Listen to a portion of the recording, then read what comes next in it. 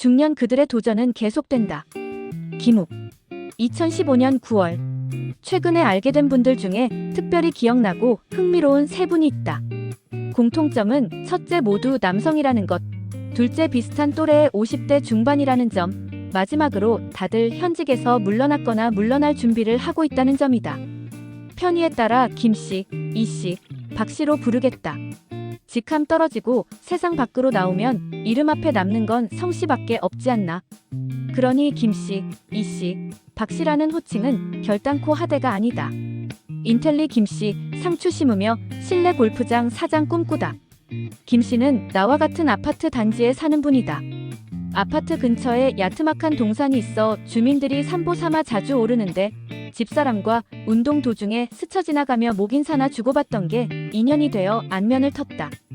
잡초들 틈에서 먹을 만한 산나물을 캐는 아내를 따라다니던 김씨에게 아내는 차 한 잔 나누자며 집으로 초대했다. 사연을 들어보니 인텔리 중에 인텔리다. 서울대를 졸업해 대기업 증권회사에서 20년 넘게 일하다가 올 초에 퇴직했다고 한다.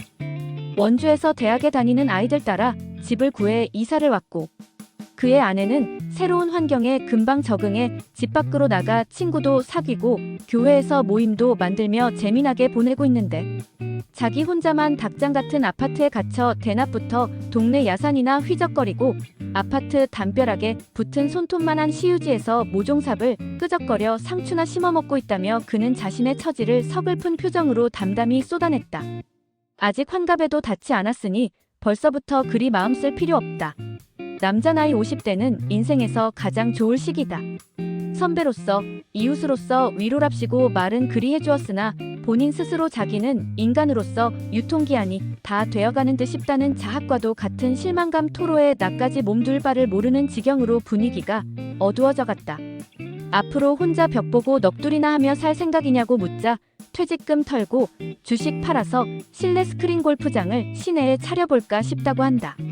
카운터에 앉아 오가는 손님 상대로 말상대도 해주고 자신도 골프를 좋아하니 은근히 적성에도 맞지 않을지 기대하는 눈치였다. 나는 다 잘 될 것이라는 말밖에 해줄 수 없었다. 이 씨의 꿈, 폐교를 가장 싼 펜션으로 만들기. 이 씨와 박 씨는 농막처럼 꾸며놓은 시골 작업실에서 만난 이웃이다.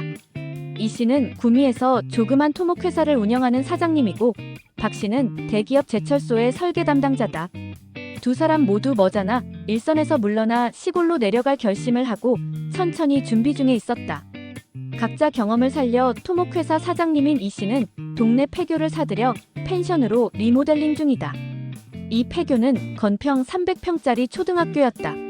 한때 재학생이 300명이 넘고 졸업생 수만 해도 근 4,000명에 달한다고 한다.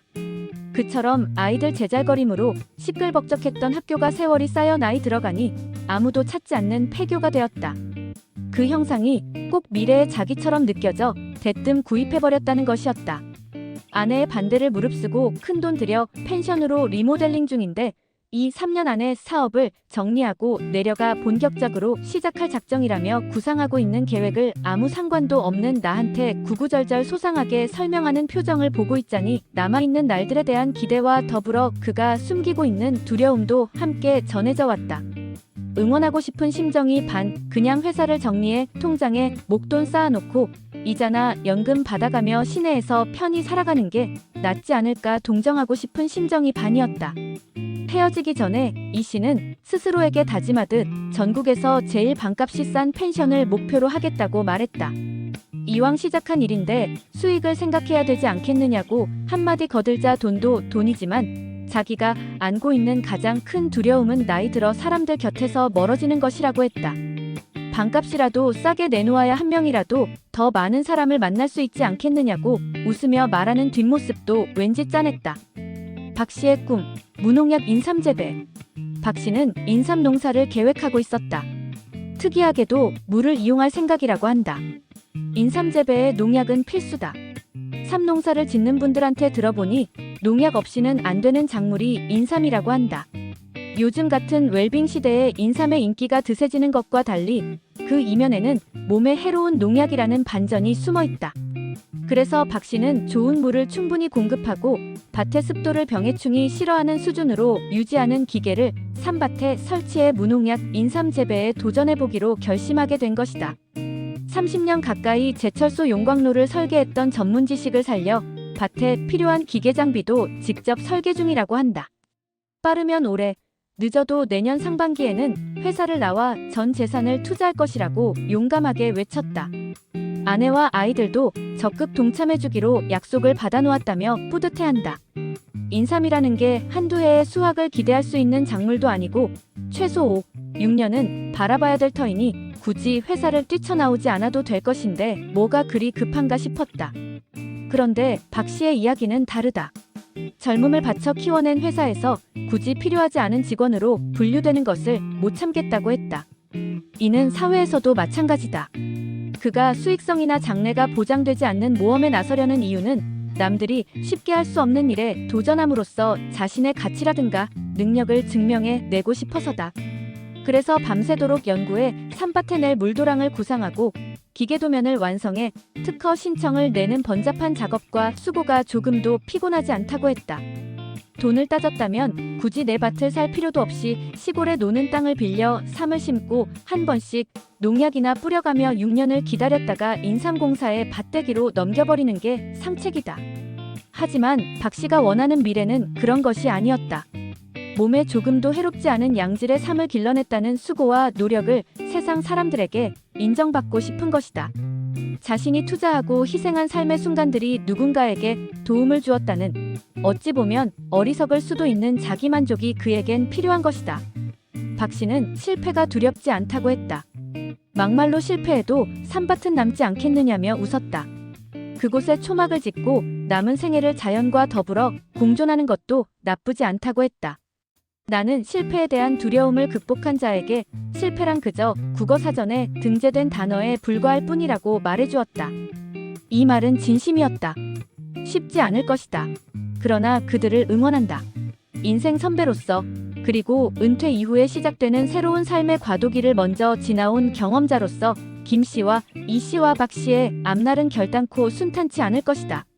순간순간 고비가 찾아올 테며 뜻하지 않은 위기가 닥칠 것이고 몸과 정신은 예전만 같지 않아 크게 낙담하는 밤이 있을 것이다. 그럼에도 나는 그들을 응원할 수밖에 없다. 우리 모두를 응원할 수밖에 없다. 김 씨가 가족이 모두 외출한 거실에 홀로 앉아 텔레비전을 지켜보게 되는 일은 없기를 바란다. 스크린 골프장 카운터에 앉아 손님이 주문한 컵라면에 뜨거운 물이라도 부어줄 수 있었으면 좋겠다. 그렇게 해서라도 용도 팩이라는 말을 잊어버렸으면 좋겠다. 이 씨가 손님의 발길이 끊긴 펜션 입구에 혼자 서 있는 상황이 발생한다면 나라도 자주 찾아가 그의 말벗이 되어줄 것이다. 그가 외롭지 않도록 그의 말에 귀 기울여줄 것이다. 박 씨의 밭에서 언제쯤 수삼을 캐게 될지 알 수 없는 일이지만 그때까지 내가 살아있다면 나는 그의 첫 번째 고객이 되어줄 것이다. 농약을 치지 않은 맑은 삼을 밭에서 뽑아 옷자락에 쓱쓱 문지른 후 생으로 씹어먹을 것이다. 내 틀니가 버텨줄지는 장담할 수 없지만 말이다. 그들 덕분에 나도 할 일이 생긴 것 같아 다행이다. 이상 중년 그들의 도전은 계속된다에 대해 알아보았습니다. 이번 영상도 유익하셨다면 구독, 좋아요, 알림 설정 부탁드리겠습니다. 오늘도 오전에는 건강을, 오후에는 부를 얻는 하루 보내세요. 감사합니다.